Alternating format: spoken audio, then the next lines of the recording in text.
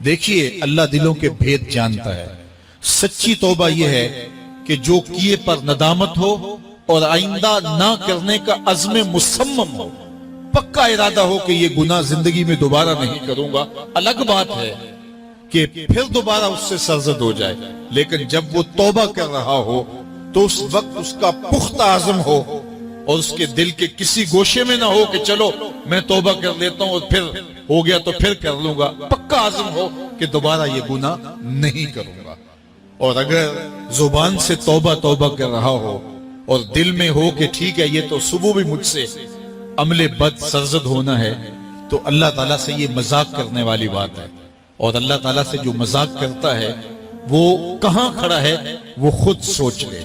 وہ کیا کسی نے کہا تھا کہ توبہ کی پھر توبہ کر کے توڑ دی، میری اس توبہ پہ توبہ توبہ توبہ کر اٹھی.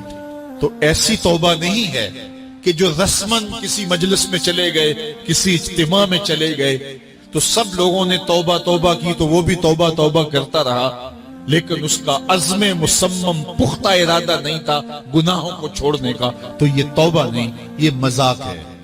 ایک خاتون حضور کی خدمت میں حاضر ہوئی اور عرض کی یا رسول اللہ صلی اللہ علیہ وسلم، مجھ سے بدکاری سرزد ہو گئی ہے اور میرے پیٹ میں بچہ ہے اور میں چاہتی ہوں کہ آخرت کی سزا کی بجائے دنیا کے اوپر اس کی سزا مجھے دے دی جائے تاکہ میں پاک ہو جاؤں اور صاف ہو جاؤں، کیونکہ آخرت کی سزائیں بہت سخت ہیں. اللہ کے محبوب علیہ السلام نے جبریل امین سے ایک دن پوچھا تھا مجھے جہنم کے عذابوں کا ذکر سناؤ. تو عرض کی یا رسول اللہ صلی اللہ علیہ وسلم، ہلکا ترین عذاب یہ ہے کہ جہنمی کے پاؤں میں آگ کے جوتے رکھے جائیں گے، باقی اس کے پورے بدن پہ آگ نہیں ہوگی، صرف آگ کے جوتے اس کو پہنائے جائیں گے. لیکن اس کی حدت، گرمی اور شدت اتنی ہوگی، یغلی منہما دماغہ، اس کی شدت سے اس کا دماغ پگھل کر ناک اور کانوں کے ذریعے سے باہر آنا شروع ہو جائے گا. یہ سب سے ہلکے عذاب کی کیفیت ہے. اور جو عذاب سخت ہیں اللہ یاز باللہ، اللہ تعالیٰ قرآن مجید میں فرماتا ہے ثم لا يموت فيها ولا يحيا، اس بڑے عذاب کا ذکر کیا جو جہنمیوں کو دیا جائے گا. فرمایا اس عذاب کی کیفیت یہ ہوگی بندہ نہ جیے گا نہ مرے گا. جیے گا اس لیے نہیں کہ آگے اور پیچھے دائیں اور بائیں آگ ہی آگ ہوگی، تو اس آگ میں جینا کو جینا تو نہیں ہوگا.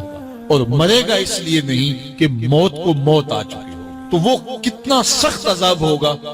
اللہ یاز باللہ کے ہلکے ترین عذاب کی کیفیت یہ ہے کہ پاؤں میں آگ کا جوتا اور دماغ پگھل کے ناک اور کانوں کے راستے سے باہر آ جائے. تو اس نے عرض کی یا رسول اللہ صلی اللہ علیہ وسلم، میرے اوپر حد جاری کر دیجئے. اور اس نے کہا کہ میرے پیٹ میں جو ہے وہ بچہ ہے. اللہ کے محبوب علیہ السلام نے فرمایا جاؤ جب بچہ پیدا ہو تو پھر آنا. وہ چلی گئی. تو جب بچہ پیدا ہوا تو گود میں اٹھائے پھر حضور کی خدمت میں حاضر ہوئے اور عرض کی یا رسول اللہ یہ ہے بچہ جو میں نے گناہ کیا تھا، بدکاری کی تھی، آج یہ اس کی نشانی ہے.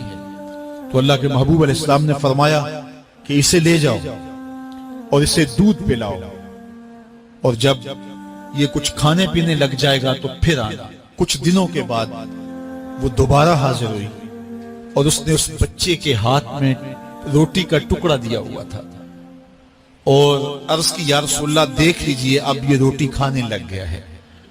اللہ اکبر. تو اللہ کے محبوب نے فرمایا انہیں لے جاؤ اور جا کے انہیں سنگسار کر دو.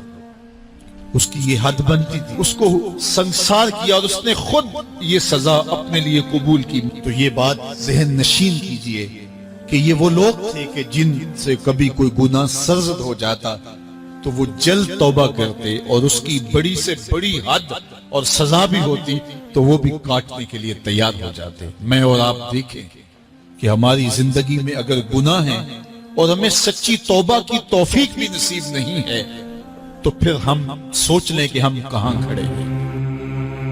ویڈیو دیکھنے کا بہت شکریہ. نیکی پھیلانے میں ہمارا ساتھ دیجیے. ویڈیو کو شیئر کر کے دوسروں تک پہنچائیے اور ثواب دارین کے مستحق بنیے.